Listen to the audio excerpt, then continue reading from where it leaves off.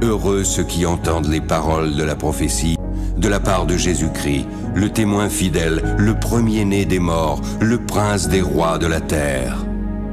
À celui qui nous aime, qui nous a délivrés de nos péchés par son sang, qui a fait de nous un royaume, toutes les tribus de la terre se lamenteront à cause de lui. Je me tiens à la porte et je frappe. Si quelqu'un entend ma voix et ouvre la porte, j'entrerai chez lui. Parce que tu as gardé la parole de la persévérance en moi, je te garderai aussi à l'heure de la tentation qui va venir sur le monde entier pour réprouver les habitants de la terre. Si tu ne veilles pas, je viendrai comme un voleur. Oui, je viens bientôt. Que la grâce du Seigneur Jésus soit avec tous.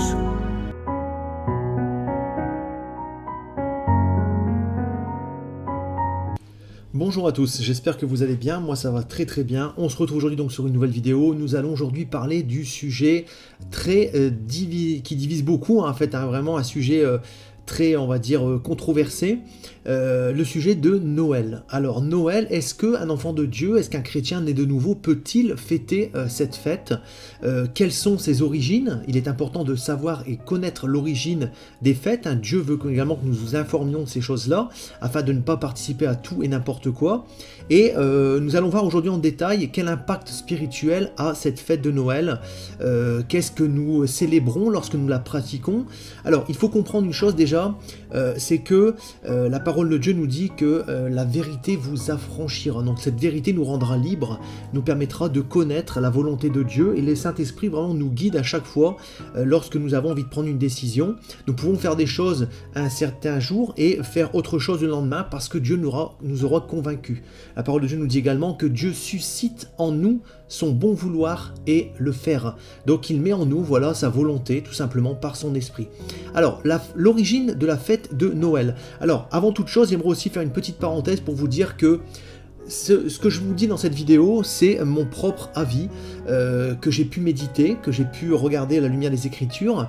Après, je ne critiquerai jamais ceux qui continuent de faire cette fête. Vous avez tout simplement eu aujourd'hui à travers cette vidéo ce que la parole de Dieu enseigne sur cette fête et son origine. Après, bien sûr, libre à chacun de suivre ou de ne pas suivre. Moi, je ne rentrerai jamais dans une quelconque critique, une quelconque négation. Je dis les choses telles qu'elles sont, suivant voilà, l'origine des fêtes et suivant bien sûr ce que la parole de Dieu nous dit. Après, bien sûr, libre à chacun d'écouter ou de ne pas écouter, d'appliquer ou de ne pas appliquer. Donc, l'origine de la fête de Noël est une origine, bien sûr, 100% païenne. Donc bien sûr l'Église catholique nous dit que c'est une origine qui célèbre la naissance de Jésus. Nous savons tous que Jésus n'est absolument pas né le 25 décembre, mais il serait né vers le mois de septembre-octobre quand les troupeaux étaient encore dans les pâturages, et nous savons que même dans le pays du pas loin des Hébreux, donc à Bethléem, les bergers rentrent leurs troupeaux. Bien sûr, le troupeau est rentré au mois de septembre, donc Jésus n'a absolument pas pu naître un 25 décembre, comme on essaye déjà de nous le faire croire. Donc là, on peut déjà constater une première chose, c'est qu'il y a un mensonge. Il y a un mensonge. La Bible nous dit que le père du mensonge, c'est le diable. Donc à partir du moment où vous avez vous poussez les gens à pratiquer des fêtes qui partent déjà d'un mensonge, il y a déjà des questions sérieuses à se poser sur le bien fondé de certains mouvements religieux comme le catholicisme, mais aussi de ceux qui poussent à célébrer ce genre de fêtes. Donc, il faut savoir qu'il y a eu un concile en 325, un concile de Nicée. L'Empire romain, voyant que le mouvement chrétien était en train de prendre une ampleur astronomique, a voulu, on va dire entre guillemets, surfer sur la vague et sur la popularité en disant, bon bah ok, écoutez, ce qu'on va faire, je vous propose de faire une réunion ensemble avec les grands chefs religieux, on va fusionner donc la religion et la politique, et nous allons avec ce concile tout simplement instaurer voilà, une paix pour tous, aussi bien un contentement du côté des chrétiens, mais un contentement également également côté du romain. Donc automatiquement, qu'est-ce qu'il y a eu? Il y a eu en fait tout simplement des accords qui ont été pris lors de ce concile. Il y a eu aussi tout simplement donc des décisions concernant certaines fêtes que les Romains pratiquaient, notamment donc la fête du Sol Invictus, la fête du soleil invaincu. Vous savez que les Romains étaient tout simplement des friands et avaient des dieux astrales, donc ils vénéraient des entités astrales, donc des lunes, le soleil, les astres, et nous savons aussi malheureusement que le diable est derrière beaucoup de ces choses. Il est, on l'appelle dans la parole de Dieu, l'astre brillant, et donc il est à l'origine d'une multitude de faux dieux, d'idoles, de dieux astrales, et automatiquement lorsque nous pratiquons ces fêtes, eh ben, nous rendons un culte au diable sans même nous en rendre compte. Donc il faut bien comprendre une chose, c'est que lorsqu'ils ont fusionné, ils ont gardé certaines traditions romaines, notamment donc, comme je vous disais, la fête du Sol Invictus, le soleil invaincu, qu'on peut retrouver sur différentes monnaies romaines. Et il faut savoir que l'origine de cette fête remonte même bien avant l'Empire romain. Avant qu'il y ait cette fusion et cet accord de continuer à pratiquer les fêtes romaines, en l'occurrence donc Noël qui a été donc célébré donc le 25 décembre, ils ont dit donc voilà, on va continuer à fêter notre fête, on dira que c'est une fête ben voilà, pour célébrer Jésus, mais nous en même temps pour en profiter, on dira que c'est la fête pour notre Dieu Soleil. Donc tout le monde était d'accord, on a choisi le 25 décembre et au final on se retrouve nous aujourd'hui à fêter une pseudo-naissance de Jésus qui n'existe absolument pas, et que Dieu n'a d'ailleurs absolument pas encouragé dans sa parole à fêter ce genre de choses, mais plutôt à fêter sa résurrection et la vie éternelle qui nous donne justement par rapport à sa mort et à sa résurrection. Donc là c'est pareil, il y a une inversion des valeurs et des doctrines de la parole de Dieu. Et il faut savoir qu'en plus de ça, l'Église catholique représente Jésus comme un bébé. Le Seigneur Jésus n'est absolument pas un bébé. La parole de Dieu nous dit qu'il est le roi des rois, le Seigneur des seigneurs, l'Éternel des armées. Il est le Dieu tout-puissant, le fondateur de l'univers, et c'est lui qui reviendra, Jésus, à la fin des temps, poser son pied sur le mont des Oliviers, arrêter les gouvernements des hommes pour instaurer son royaume sur terre, comme la parole de Dieu nous l'enseigne.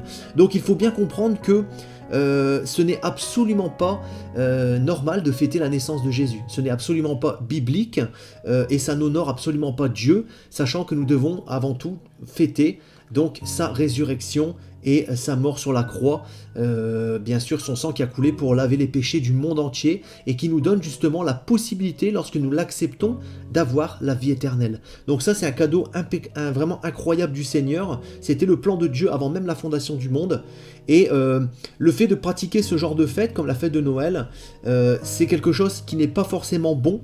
Je vous dis ça parce que tout simplement on a beaucoup de gens qui disent oui mais bon c'est pas grave, on peut quand même être dans ce genre de fête. Si vous prenez part à ce genre de fête, vous cautionnez et vous encouragez indirectement les gens autour de vous.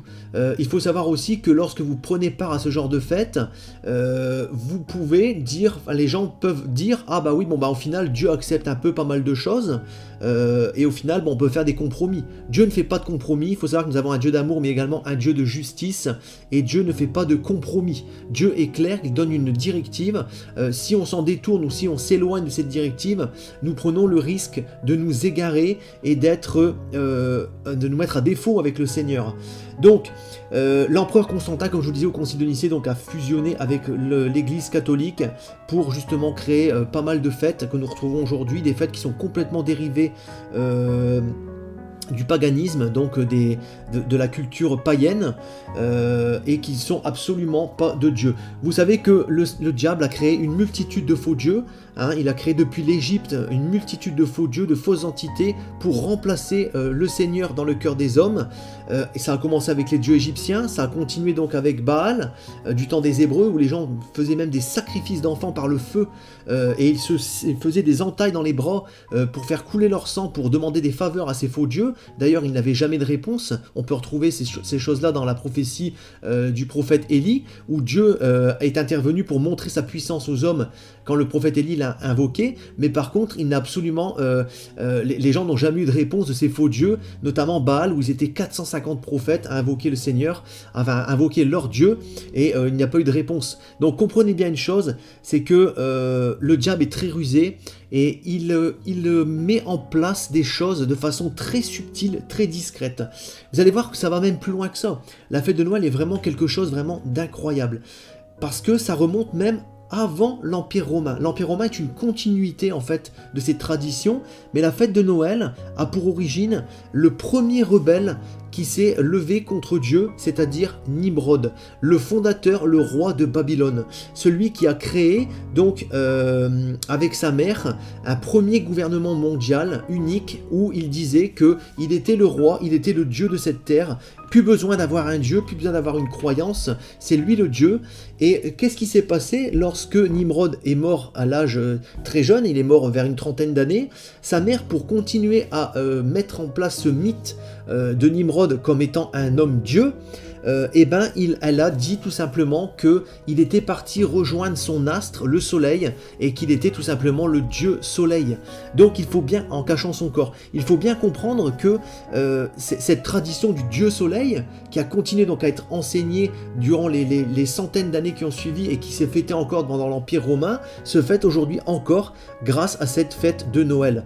Donc Nimrod était aussi le fondateur, comme je disais, donc de Babylone. Babylone, la grande prostituée, la ville de toutes les perversions. C'était un homme vraiment rebelle envers Dieu, et il a construit donc cette tour de Babel pour dire que si Dieu envoie encore un déluge, nous nous réfugierons en haut de cette tour de Babel et nous montrerons que nous sommes plus forts que Dieu. Donc vous imaginez jusqu'où son arrogance était là. Donc c'est vraiment un homme qui a été utilisé par le diable pour créer une forme de rébellion d'humanité contre Dieu, avec l'instauration, donc comme je disais, d'un premier gouvernement mondial déjà à l'époque. Et ces gouvernements mondiaux sont des signes de rébellion envers Dieu, parce que c'est l'homme qui se dirige, l'homme qui est suprême, l'homme qui est au-dessus de Dieu, l'homme qui n'a pas besoin de Dieu, qui s'auto-suffit, et automatiquement c'est un rejet total et complet du Seigneur. Alors Nimrod signifie donc le rebelle. Il était donc l'arrière-petit-fils de Noé, le fils de Couche, Couche premier-né de Cham, fils de Noé. Donc qu'est-ce que je vous disais également, c'est que les Romains donc ont continué à fêter donc ce dieu du soleil, ce dieu Nimrod, avec donc le Dai Natalis Sol Invictus, donc la fête du soleil invaincu. Donc vous imaginez, c'est la fête du soleil invaincu, c'est-à-dire que Nimrod est considéré carrément comme un dieu. Ensuite, donc, il y a eu une petite dérive qui s'est passée pour remplacer donc Nimrod par le culte de Mitra. Donc Mitra, cette femme avec un taureau que l'on peut retrouver d'ailleurs un petit peu partout. On peut le retrouver dans la finance aujourd'hui, encore de nos jours, ce taureau de la finance. Le taureau est un symbole représentant donc cette divinité du dieu soleil, représentée bien sûr par Satan. Et on retrouve ce taureau un petit peu partout, notamment comme je disais à New York, à Wall Street, le grand taureau de la finance. Et également dans d'autres architectures, mais bon, je ne vais pas trop les m'étaler aujourd'hui, on va rester vraiment concentré sur la fête de Noël. Alors d'ailleurs aussi, ce que je vais vous dire, c'est par rapport à la statue de Nimrod, on peut remarquer quelque chose qui est quand même assez incroyable, c'est que Nimrod portait dans sa main donc un petit renne et une branche également qui peut être assimilée donc à une forme de branche de sapin, et on retrouve justement toutes ces choses aujourd'hui dans le catholicisme, et donc notamment avec cette fête de Noël où on voit le Père Noël porter donc une masse de cadeaux, et dans l'autre bras donc tout simplement généralement une branche de sapin. Donc ça représente voilà le sapin et les cadeaux de Noël. Donc vous voyez qu'en fait il y a vraiment une forme, c'est vraiment relié, et c'est vraiment assez incroyable. Donc Nimrod étant divinisé, on fête aujourd'hui, comme je disais, à travers Noël, une fête cachée, une fête déguisée du dieu soleil, donc d'un faux dieu, d'une idole, et les gens malheureusement, ce qu'ils ne comprennent pas, c'est que automatiquement, lorsqu'ils n'ont pas le Seigneur Jésus dans leur vie, lorsqu'on n'a pas Dieu, on n'a pas de relation avec le Seigneur, et qu'on participe à ce genre de fête, on se met encore plus à défaut avec Dieu, parce que c'est une forme de glorification d'une idole, donc d'un faux Dieu. Donc c'est une forme de glorification entre guillemets du diable également. Et il faut bien comprendre que lorsque l'on fait de telles choses, on est en abomination aux yeux de Dieu. Les gens savent se retrouver un 25 décembre, savent être ensemble et ne pas rater ce jour de l'année, mais par contre ils ne savent pas être présents pour le Seigneur tout au long de l'année. Donc c'est quelque chose qui est quand même assez dramatique, et il découle aussi de cette fête des choses qu'il faut comprendre, c'est qu'il y a à travers ces fêtes, beaucoup de mensonges. On ment aux enfants avec le Père Noël, avec les cadeaux. On est aussi dans une forme d'hypocrisie où tout l'année on ne se calcule pas forcément et le soir de Noël il faut faire bonne figure. On se réunit et on offre des cadeaux et même si les cadeaux ne nous plaisent pas, on fait quand même semblant de les aimer. Donc il y a une forme d'hypocrisie, une forme de mensonge. Donc c'est quand même quelque chose qui n'est pas sain. Et il y a aussi, malheureusement, il faut le dire, beaucoup d'alcool le soir de Noël, beaucoup de cigarettes. Voilà, les gens sont souvent dans les excès de table, dans les excès de choses qui détruisent le corps, le temple de Dieu. Donc cette fête n'est absolument pas une fête que Dieu agrée. Moi, je vous le dis aujourd'hui. Après, libre à chacun de la pratiquer ou pas. Mais moi, en tout cas, ça fait voilà quelques années que je ne la pratique plus. Le soir de Noël, je fête, je célèbre le Seigneur. Je passe un moment, un petit repas avec mes enfants, avec ma famille, dans l'amour, dans le partage, dans la fraternité. Voilà, pourquoi pas aussi aider notre prochain le soir de Noël, faire de bonnes actions pour la gloire de Dieu, mais en tout cas ne pas participer à ce genre de réunions, de fêtes païennes, hein, qui sont des dérives, comme je vous le disais. Il faut savoir que le mouvement catholique est vraiment, comme je le dis souvent, très très corrompu. Il y a beaucoup de fausses doctrines, beaucoup de choses qui ne sont absolument pas bibliques, que Dieu n'agrée pas, et qui malheureusement mettent aussi les catholiques dans un certain embarras par rapport à leur relation avec Dieu, parce que Dieu leur demandera des comptes aussi par rapport à toutes ces choses, toutes les statues dans les églises, toutes ces choses-là, les baptêmes qui ne sont pas absolument pas bibliques, le baptême du nourrisson par exemple, le baptême qui est un baptême d'engagement, normalement un baptême d'engagement vers le Seigneur. Là on baptise des nouveau-nés. En quoi un nouveau-né peut-il s'engager? En quoi un nouveau-né a-t-il la conscience de s'engager avec le Seigneur Jésus? Donc vous voyez, il y a toutes ces choses, toutes ces traditions, ces coutumes dérivées de la Bible qui sont complètement humaines et complètement voilà, à défaut avec Dieu. Et c'est vrai qu'à Noël, on apprend déjà à mentir aux enfants. On ment ouvertement à nos enfants. Le Père Noël va passer. Montez en haut, le Père Noël arrive. Le Père Noël a déposé les cadeaux au pied du sapin. Si t'es pas sage, le Père Noël ne passera pas. Vous voyez, tous ces mensonges, ce sont des mensonges, mes frères et sœurs. Il faut bien s'en rendre compte. On est fort pour observer les fêtes et les traditions mondaines, mais il n'y a personne pour malheureusement suivre le Seigneur. Et ça, c'est quelque chose vraiment de dommage. Hein. Il faut savoir que cette fête, chez les Romains, était une occasion d'orgie, une occasion de beuverie, de choses mauvaises. Et c'est vrai que même le Père Noël en lui-même, le Père Noël est vraiment une supercherie incroyable. D'ailleurs, on va regarder un petit peu ce que le Père Noël est par rapport à la parole de Dieu et par rapport à certains versets. Le Père Noël est vraiment, on peut même, Santa en anglais, hein, Santa, Satan, vous voyez, c'est très similaire. Et dans Apocalypse chapitre 1 au verset 14, nous voyons que Jésus avait les cheveux blancs. Vous allez voir à quel point le Père Noël est une moquerie du diable envers Jésus. Apocalypse chapitre 1 verset 14, nous voyons dans ce verset que sa tête et ses cheveux étaient blancs comme la laine blanche, comme de la neige, et ses yeux étaient comme une flamme de feu. Là, on parle de l'apparence de Jésus dans le royaume des cieux, donc un Dieu puissant, un Dieu vraiment de gloire, avec les cheveux blancs, vraiment d'un blanc éclatant, de la pureté qui signifie la pureté. Nous savons que automatiquement le Père Noël a des cheveux blancs. En deuxièmement, donc, nous avons la liste de cadeaux du Père Noël, qui est aussi une moquerie de Jésus. Le Père Noël demande aux enfants, voilà, est-ce que tu as été sage? Qu'est-ce que tu as fait comme bonnes actions? Et nous savons que le Seigneur Jésus rendra chacun selon ses œuvres. Donc le Seigneur a aussi une forme de liste des actions que nous aurons fait sur cette terre pour sa gloire. Et c'est aussi la liste du Père Noël, une moquerie envers le Seigneur Jésus. Nous avons aussi les vêtements rouges du Père Noël. Le Père Noël est habillé de rouge. Qu'est-ce qui est rouge? Le sang. Et nous voyons tout simplement dans Apocalypse chapitre 19 au verset 13, son nom, il était revêtu d'un vêtement teint de sang. Donc un vêtement rouge, son nom est la parole de Dieu. Nous savons que la parole, c'est le Seigneur Jésus.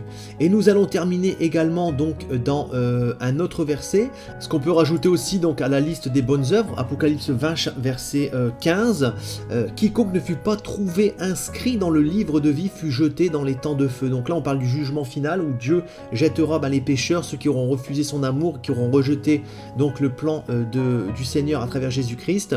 Et automatiquement le Père Noël est aussi une moquerie dans le sens où celui qui n'a pas été sage et tout simplement puni de cadeaux. Donc on a aussi cette forme, vous voyez, c'est vraiment subtil, le diable est très rusé et très subtil, et il fait tout dans la finesse. Donc il faut bien comprendre que ces choses-là sont vraiment des moqueries incroyables envers le Seigneur.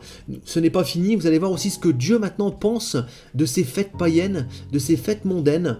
On a bien vu clairement que ça venait donc du paganisme, donc des fêtes païennes, et nous allons voir aussi ce que ça implique. On va aller dans Proverbes chapitre 12 au verset 22.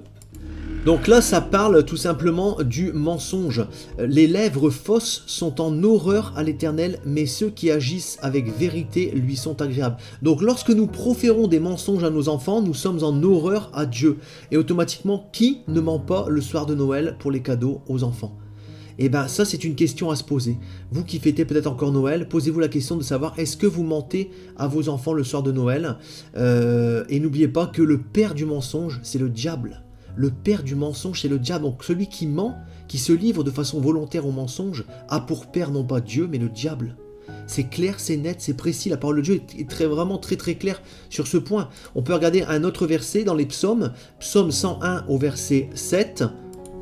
Donc là, ça nous dit à peu près la même chose. Celui qui se livre à la fraude n'habitera pas dans ma maison. Celui qui dit des mensonges ne subsistera pas en ma présence. Donc là, c'est clair et net aussi. Ça parle de la fraude, donc du vol et du mensonge. Donc Dieu dit clairement que les gens qui se livrent à de telles choses ne pourront pas hériter du royaume des cieux. Donc on sait malheureusement où est-ce qu'ils vont terminer. Donc ensuite, on va voir quelques versets qui parlent des fêtes.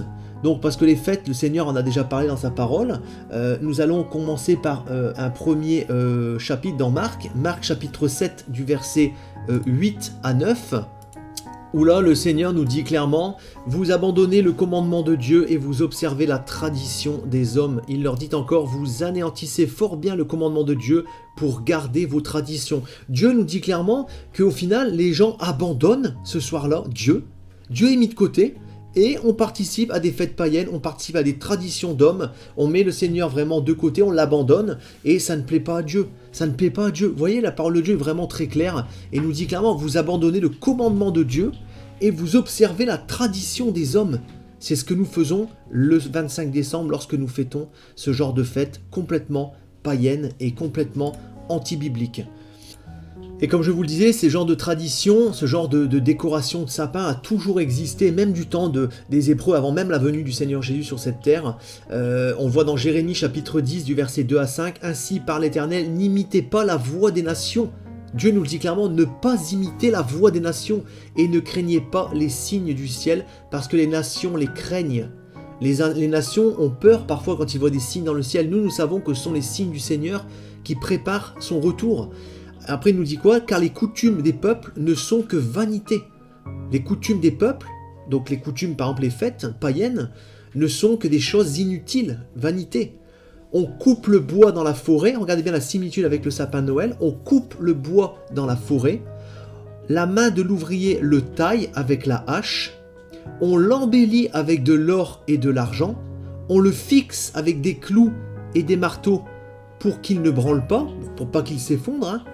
Ces dieux sont comme une colonne massive et ils ne parlent point, on les porte parce qu'ils ne peuvent marcher. Ne les craignez pas car ils ne sauraient faire aucun mal et ils sont incapables de faire du bien. Donc là, ça parle notamment des idoles que les dieux se faisaient.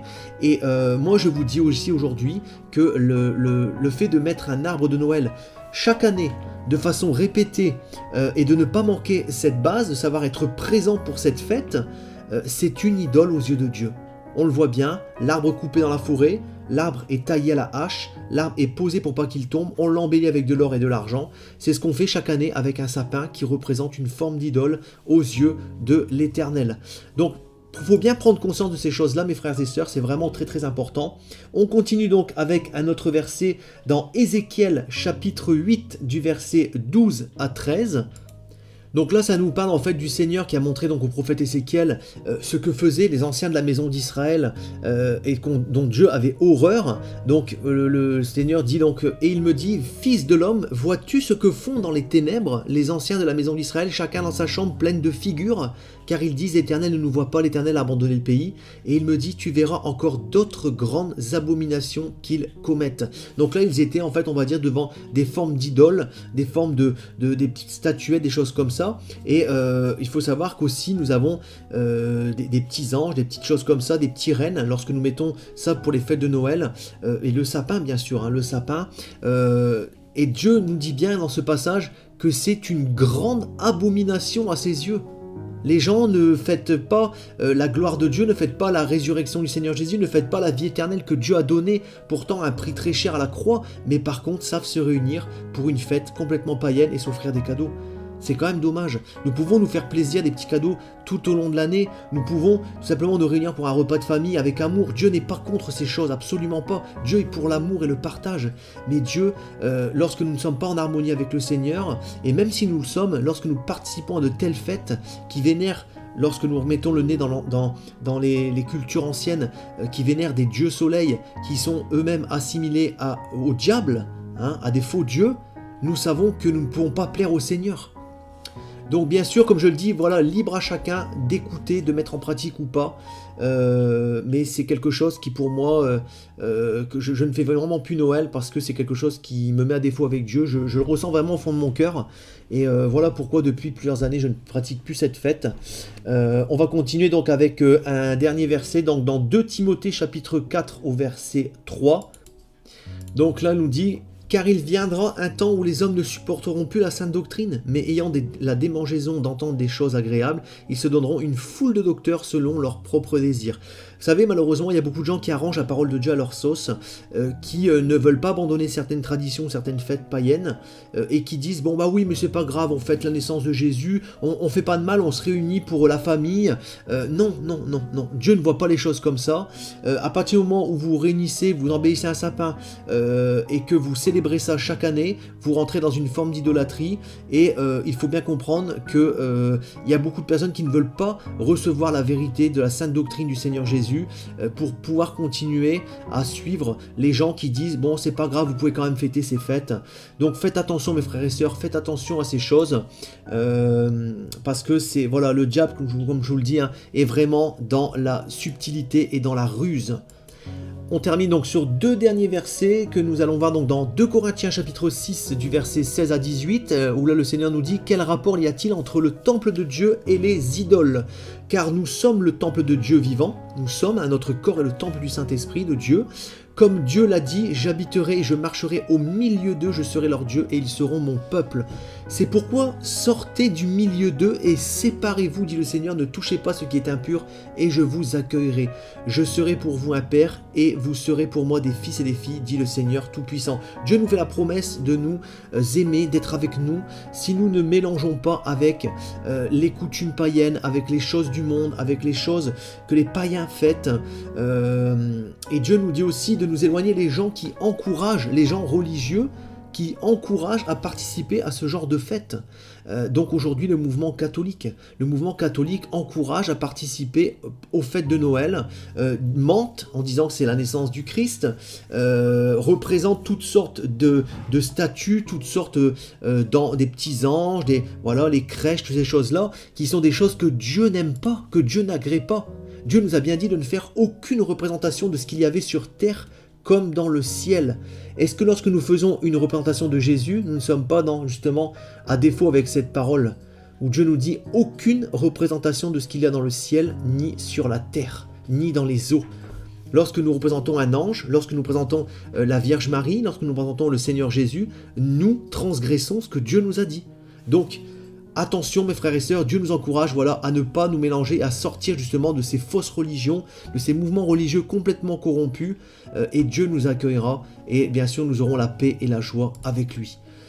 Et on termine donc par un dernier chapitre dans l'Apocalypse, Apocalypse chapitre 18 du verset 4 à 5, où Dieu nous dit, j'entendis une voix du ciel qui disait, sortez du milieu d'eux, sortez du milieu d'elle mon peuple. Donc Dieu dit à son peuple de sortir du milieu d'elle, de cette Babylone la grande, hein, afin que vous ne participiez point à ses péchés et que vous n'ayez point part à ses fléaux, car ces péchés se sont accumulés jusqu'au ciel et Dieu s'est souvenu de ses iniquités.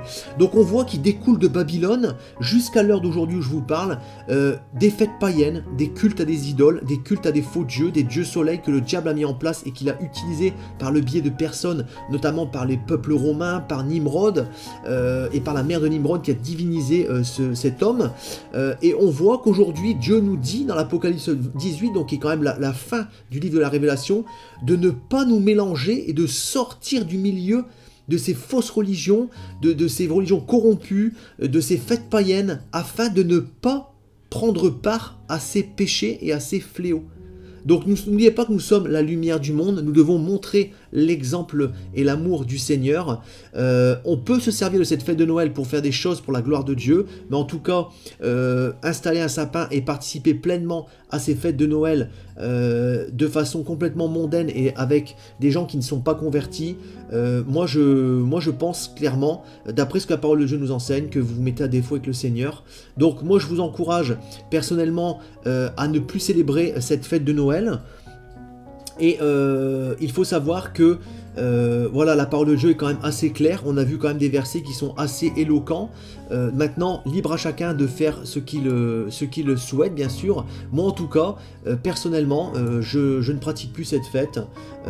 J'ai plein d'autres occasions de célébrer l'amour de Dieu, de passer des bons moments en famille, voilà, de profiter de la vie, hein, d'être dans la paix, la joie avec le Seigneur. Mais en tout cas, je n'attends pas une journée spécifique pour me réunir avec ma famille, en mettant des choses et en célébrant des fêtes qui sont, comme je vous le disais, cachées et qui rendent gloire, et rendent des cultes à des entités qui ne sont tout simplement de faux dieux, le dieu soleil que le diable a mis en place. Donc voilà, la ruse, la subtilité du diable, et malheureusement beaucoup n'y voient que du feu. En tout cas, aujourd'hui j'ai voulu vous faire cette exhortation. Bien sûr, comme je vous disais, libre à chacun d'écouter ou pas. N'hésitez pas, voilà, à la partager. Et je vous souhaite de passer une très bonne journée. Soyez bénis dans l'amour du Seigneur Jésus. Et moi je vous dis donc à très bientôt pour une prochaine vidéo. Tout pouvoir m'a été donné dans le ciel et sur la terre. Il y a plusieurs demeures dans la maison de mon Père. Si cela n'était pas, je vous l'aurais dit, je vais vous préparer une place.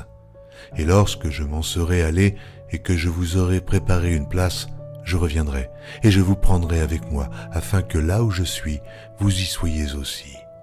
Vous savez où je vais, et vous en savez le chemin. Je suis le chemin, la vérité et la vie. Nul ne vient au Père que par moi. Abraham, votre père, a tressailli de joie de ce qu'il verrait mon jour. Il l'a vu, et il s'est réjoui. Si vous me connaissiez, vous connaîtriez aussi mon Père, et dès maintenant vous le connaissez, et vous l'avez vu. Et je vous le dis, avant qu'Abraham fût, je suis. Seigneur, montre-nous le Père, et cela nous suffit. Jésus lui dit, il y a si longtemps que je suis avec vous, et tu ne m'as pas connu, Philippe. Celui qui m'a vu a vu le Père. Comment dis-tu, montre-nous le Père? Cette bonne nouvelle du royaume sera prêchée dans le monde entier pour servir de témoignage à toutes les nations. Celui qui croira et qui sera baptisé sera sauvé, mais celui qui ne croira pas sera condamné. Je m'étonne que vous vous détourniez si promptement de celui qui vous a appelé par la grâce de Christ pour passer à un autre évangile.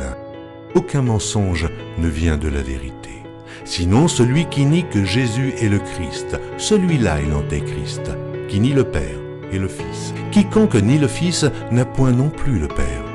Quand un ange du ciel annoncerait un autre évangile que celui que nous vous avons prêché, qu'il soit anathème. Moi, Jésus, j'ai envoyé mon ange pour vous attester ces choses. Je le déclare à quiconque entend les paroles de la prophétie de ce livre. Si quelqu'un y ajoute quelque chose, Dieu le frappera des fléaux décrits dans ce livre. Et si quelqu'un retranche quelque chose des paroles du livre de cette prophétie, Dieu retranchera sa part de l'arbre de la vie et de la ville sainte décrits dans ce livre.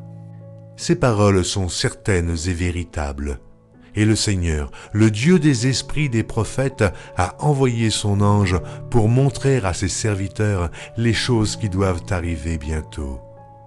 Et voici, je viens bientôt. Heureux celui qui garde les paroles de la prophétie de ce livre.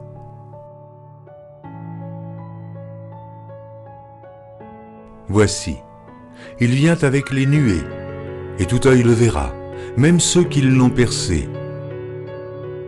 Et toutes les tribus de la terre se lamenteront à cause de lui. Oui, Amen. Je suis le rejeton et la postérité de David, l'étoile brillante du matin. Je suis l'alpha et l'oméga, dit le Seigneur Dieu, celui qui est, qui était et qui vient, le Tout-Puissant, le premier et le dernier, le commencement et la fin. Que la grâce du Seigneur Jésus soit avec tous. Moi, Jésus, je viens bientôt. Vous êtes d'en bas, moi je suis d'en haut. C'est pourquoi je vous ai dit que vous mourrez dans vos péchés. Car si vous ne croyez pas ce que je suis, vous mourrez dans vos péchés.